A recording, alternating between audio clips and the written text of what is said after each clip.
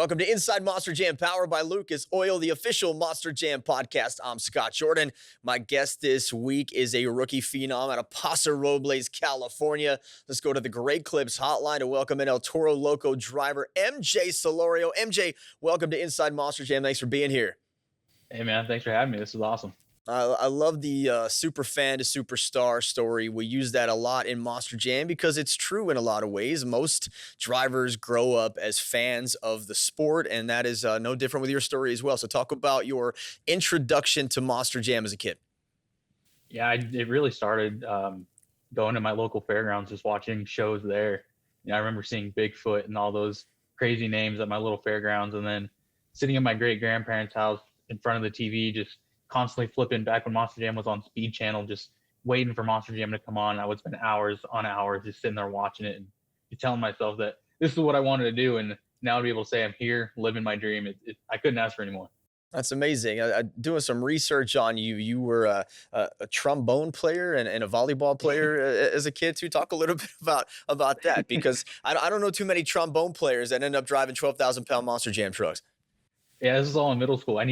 I've always been an active guy. I played soccer. I played almost every sport under the sun. And band sounded interesting. And going into middle school, didn't really have anything to do. I was like, yeah, I'll give band a shot. And then, of course, trombone sounded cool. And here I am, little kid with one of the biggest instruments, trying to hit one of the last notes, reaching out with my fingertips, trying to get it. But it's all fun at the end of it. It was a good experience to have.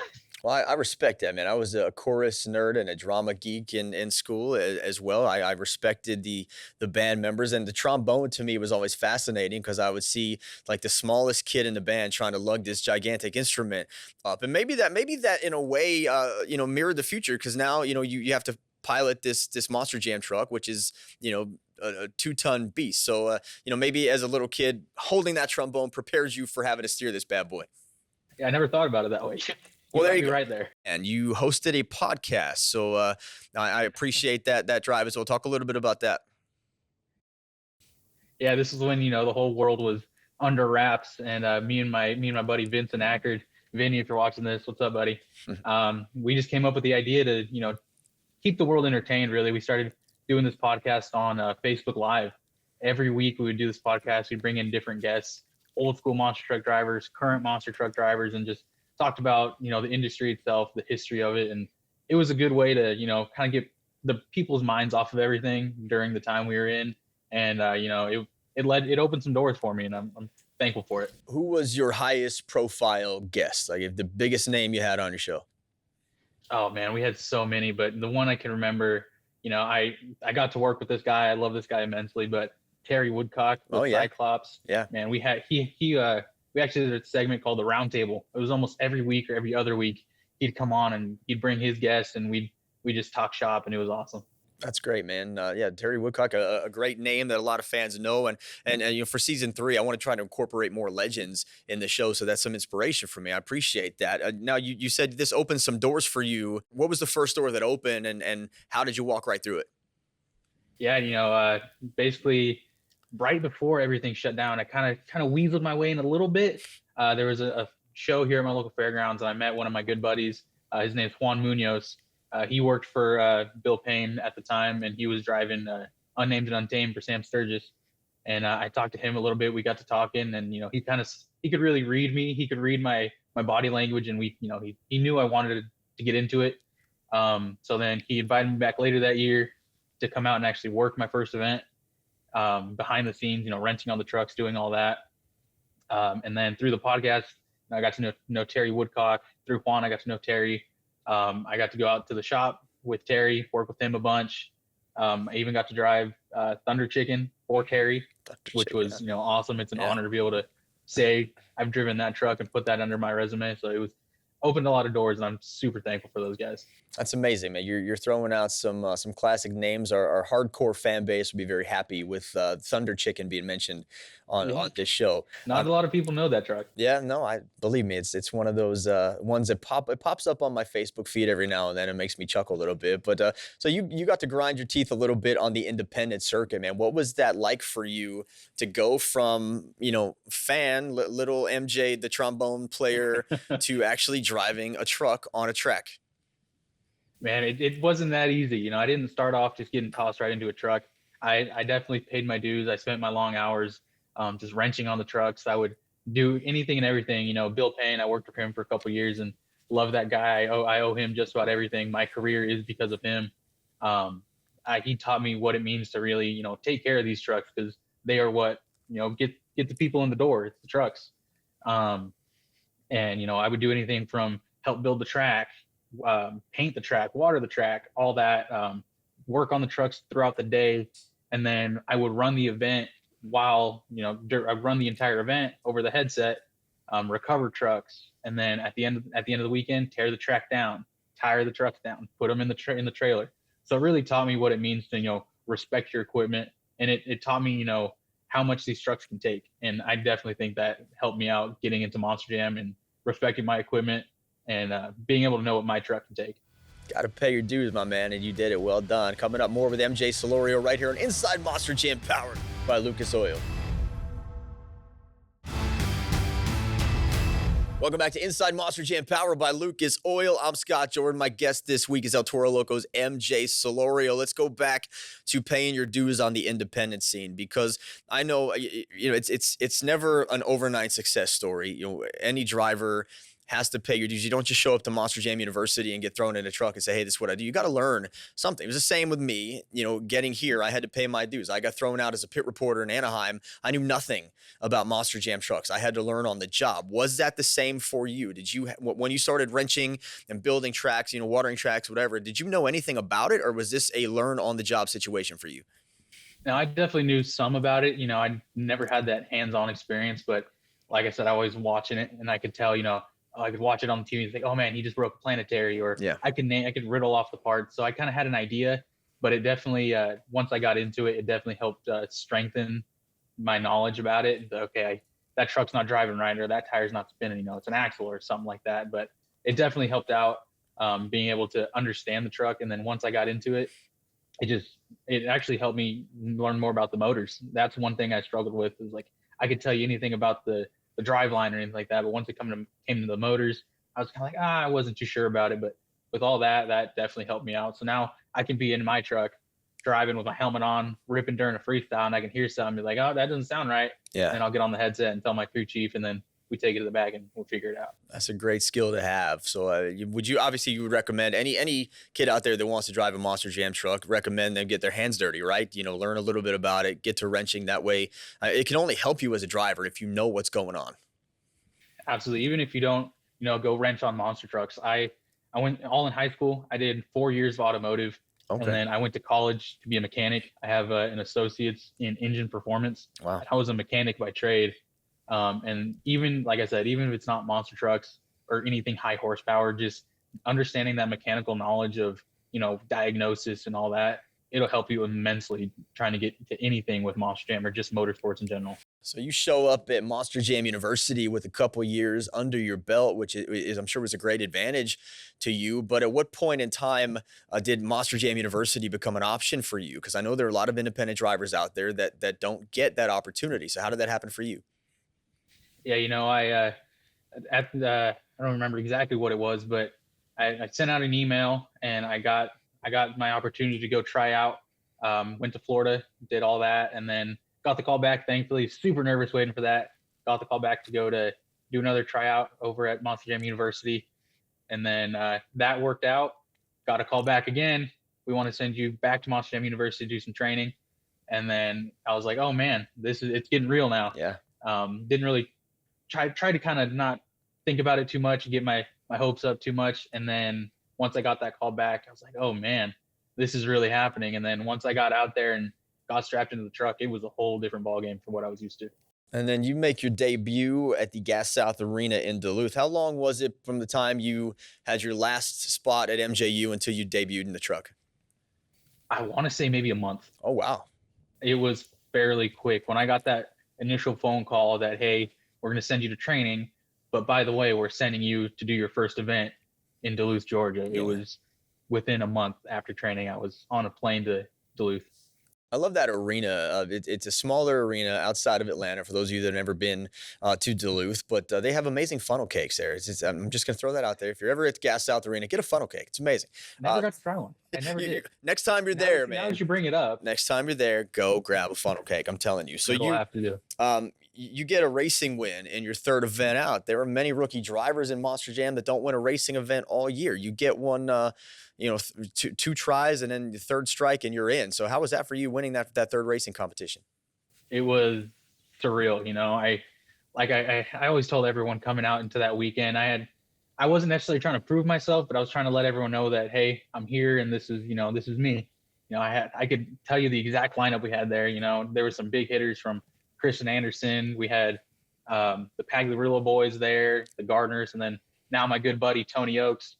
They were just kicking my tail all weekend long, and I was getting there, and then finally that last time, I just kind of right before I got on the line, I just took a deep breath and saw the green light, and we went for it, and it hiked up. I cut it a little too early and caught the 8-pack, and it kind of went up on 2 tires a little bit, but managed to bring it down and cross the line. I think it was like a 9.6 second time. Yeah. Which was, I think Kristen had a 9.5. So to be able to come out with a time like that, it was kind of a surreal moment to like, man, I just beat all these guys in my first weekend out. And then later on, Kristen came over and gave me a little, hey man, that was good, but don't do it again. I love that she talks smack even in a losing effort. That's amazing. That's Kristen Anderson. All right, coming up more with MJ Solorio. Stay right where you are. More Inside Monster Jam powered by Lucas Oil is next. Welcome back to Inside Monster Jam, powered by Lucas Oil. I'm Scott Jordan. I'm joined this week by El Toro Loco driver MJ Solorio. Let's talk about Team El Toro Loco. You mentioned Jamie Garner before. You've got him on the stadium side. You got Joe Foley as well. And as far as the arenas go, Armando Castro, who is now a 2-time World Finals champion.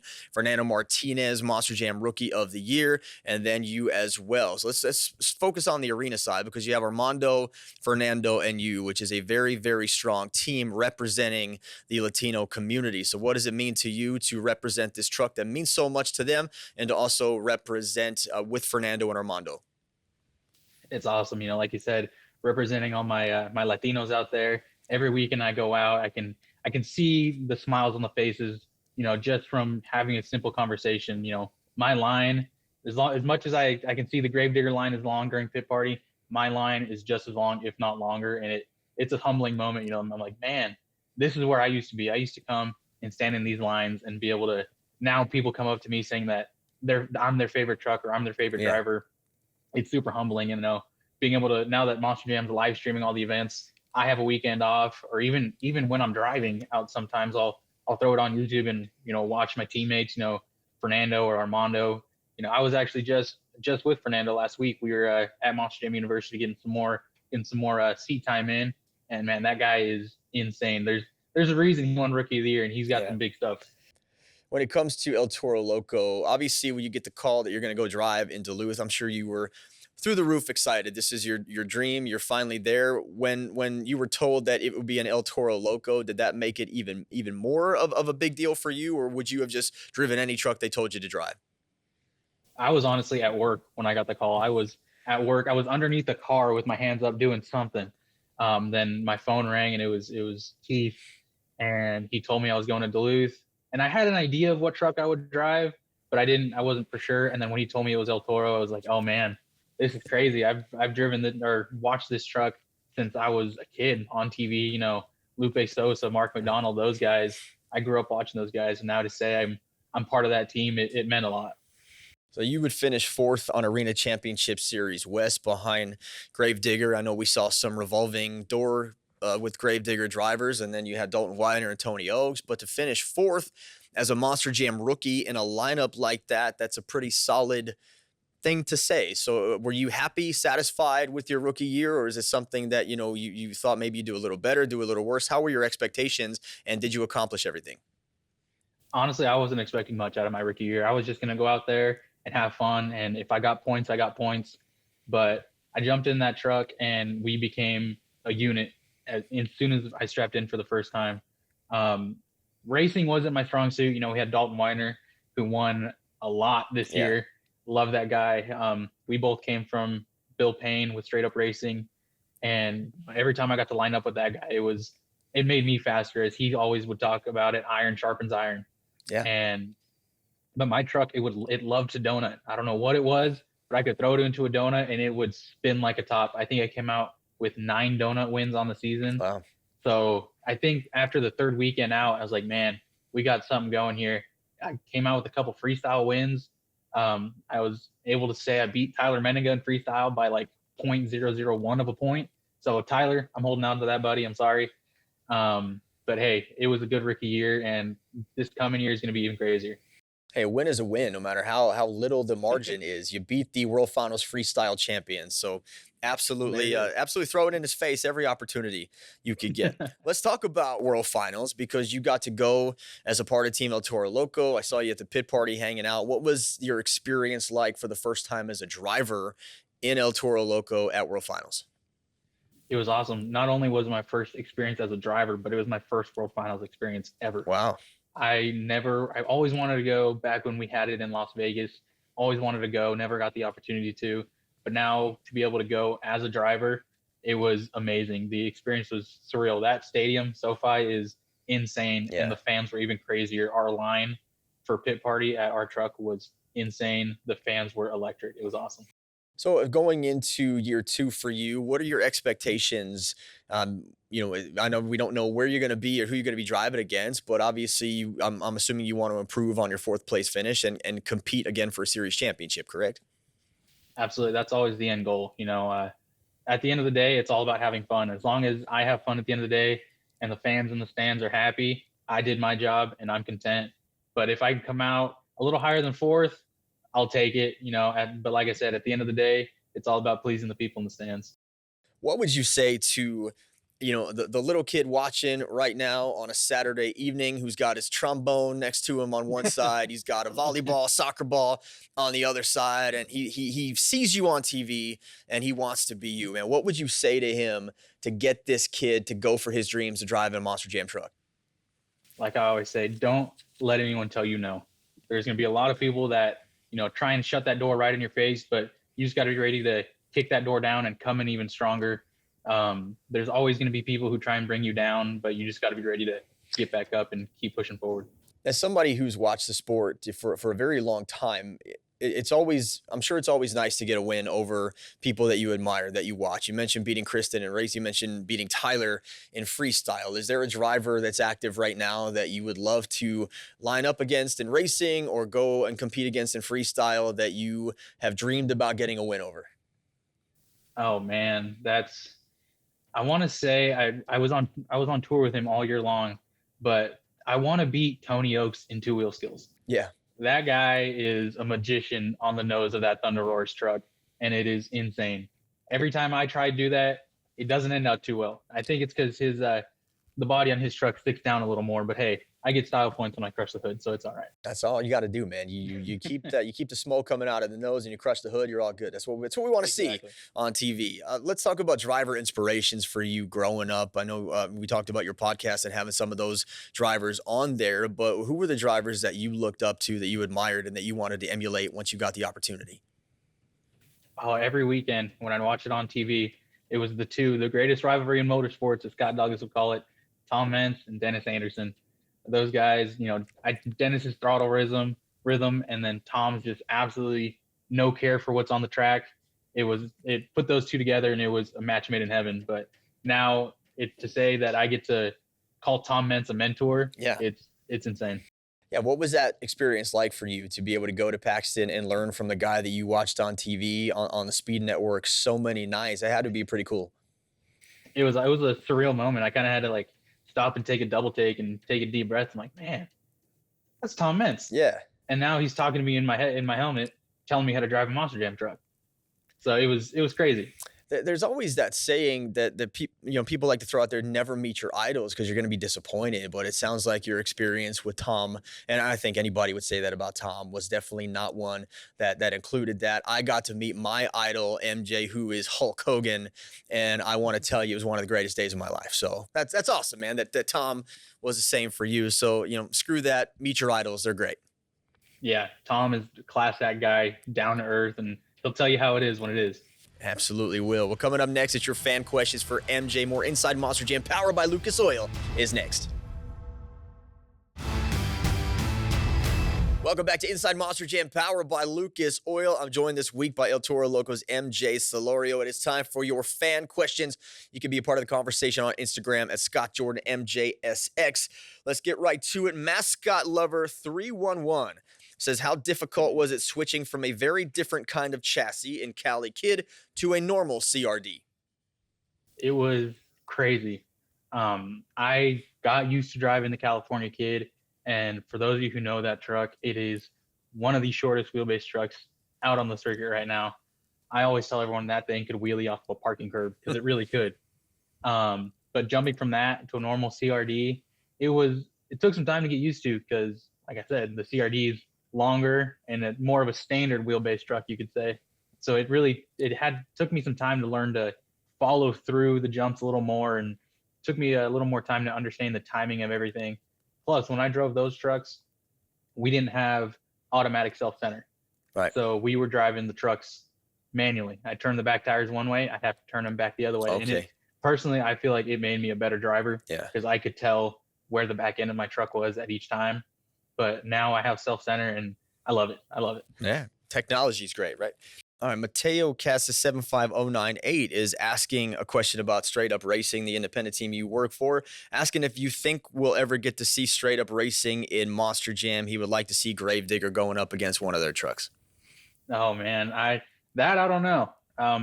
Bill Payne, love the guy to death, love that entire family. He's got a really good thing going on with his malicious monster trucks, and they're doing great. They drive those trucks like it's nobody's business. So I couldn't answer that one, but it would be cool to see. All right, MJ, real quick, favorite food on tour? Chick-fil-A. Chick-fil-A. Boom. Actually, done. No. Sorry, Tony Oaks, if you're listening to this, Insomnia cookies, buddy. Insomnia cookies. Okay. So shout out to Tony Oaks. MJ, thanks so much, man. I appreciate you being here. Congratulations on a great rookie year. Thank you. Thanks for having me. All right, guys, that's all the time we have. I'll see you next time on Inside Monster Jam, powered by Lucas Oil.